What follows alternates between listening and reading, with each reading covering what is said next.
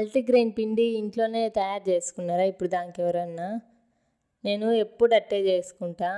ఈసారి ఎప్పుడులా కాకుండా ఒకరో కొత్తగా చేద్దాంలే అని అనుకున్నా.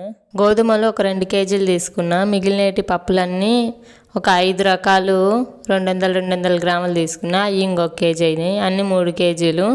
ముందైతే రాగులు జొన్నలు అవి 2 కూడా ఎక్కువ వేసేదాన్ని. ఈసారి అవి పిండి పట్టించుకొని వచ్చి దాంట్లో రొట్టెలు చేస్తాను. ఇంకా మళ్ళీ ఈ దీంట్లో కూడా ఎందుకులే పప్పులే ఎక్కువ వేద్దామని వేసిన. ఏమైందంటే ఒకరో పిండి నేను కలుపుకోవడం గట్టిగా కలుపుకుంటా. ఎందుకంటే మళ్ళీ నాన్నాక అది లూజ్గా అయిపోతుంది బాగా.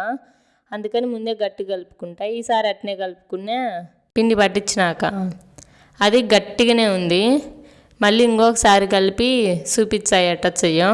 ఎప్పుడు ఒకే మాదిరి కాకుండా రోజు కొత్త ప్రయత్నం చేయాలి ఏదో ఒకటి. అప్పుడే జీవితంలో ముందుకు ఎదుగుతామని నా నమ్మకం. ఏమంటారు మీరు?